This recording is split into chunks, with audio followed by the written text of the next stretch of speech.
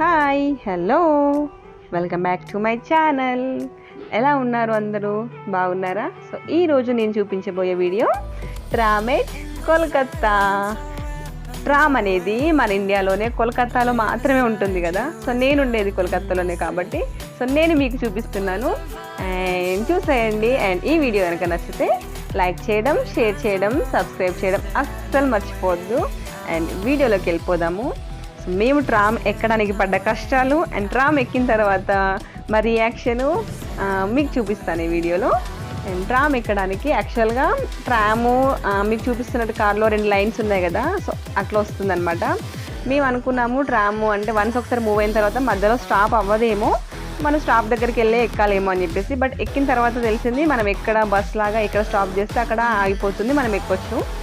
So but మాకు తెలియదు కాబట్టి మేము స్టాప్ దగ్గరికి వెళ్ళి మరీ ఎక్కామన్నమాట. సో మేము ఎక్కినప్పుడు ఎవరు లేరు. మీకు చూపిస్తున్నట్టు లోపల ట్రామ్ అలా ఉంటుంది, సేమ్ ట్రైన్ లాగానే. బట్ మెయింటెనెన్స్ అనేది అంత బాగా లేదని అయితే నేను చెప్తాను. సో అంత అంటే ఒకప్పుడు ఇది స్టార్ట్ అయింది 1902లో స్టార్ట్ అయింది. సో ఓల్డ్ వన్ అనమాట. సో ట్రామ్ స్టార్ట్ చేసినప్పుడు 257 ట్రామ్స్ ఉండేదంట అండ్ 37 లైన్స్ ఉండేదంట. బట్ ఇప్పుడు వచ్చేసి 35 ట్రామ్స్ అండ్ 6 లైన్స్ మాత్రమే ఉన్నాయి. ఆల్మోస్ట్ సిటీలో చాలా ప్లేసెస్లో దీన్ని స్టాప్ చేశారు because of road travel plus metros ఇట్లానే స్టార్ట్ అయిపోయినాయి కదా. సో దీన్ని పట్టించుకోవడం కూడా తక్కువే అయిపోయింది అన్నట్టు. సో మేము ఎక్స్పెక్ట్ చేసినట్టయితే లేదు. సో ఆల్మోస్ట్ విండోస్ అంతా ఓపెన్ ఖరాబ్ అయ్యి అట్లా ఉన్నాయి అనమాట. సో మేము స్టార్టింగ్ వెళ్ళిపోయాం కదా, సో పిల్లలతో కాసేపు అలా సాంగ్స్ పెట్టుకొని మేము అలా కాసేపు ఎంజాయ్ చేసామను. మేము అండ్ మా పక్క నైబర్స్ ఇద్దరం కలిసి వెళ్ళాము. సో 2 ఫ్యామిలీస్ కలిసి. అండ్ ఇది ట్రామ్ వచ్చేసి డైలీ ఇందులో 15,000 వరకు ట్రావెల్ చేస్తారు అని చెప్పారు. సేమ్ ఇది కూడా సేమ్ ఇందులో డ్రైవర్ అండ్ కండక్టర్ వీళ్ళంతా కూడా సో యాజ్ యూజువల్గా గవర్నమెంట్ వాళ్ళదే. సో వాళ్ళకి గవర్నమెంట్ దగ్గర నుంచి వస్తాయి అన్నీ కూడాను. సో ఎక్కిన ఒక 10 మినిట్స్ తర్వాత స్టార్ట్ అయిపోయింది.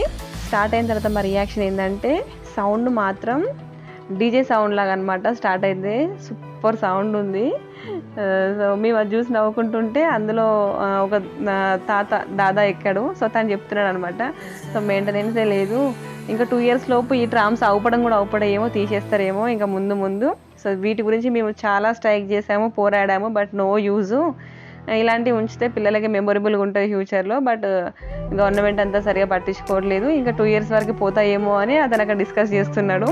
సో మేము దాంతో కాసేపు మాట్లాడి చెప్పాము ఇలాంటివి ఉంటే బాగుంటుంది కదా అని చెప్పేసి.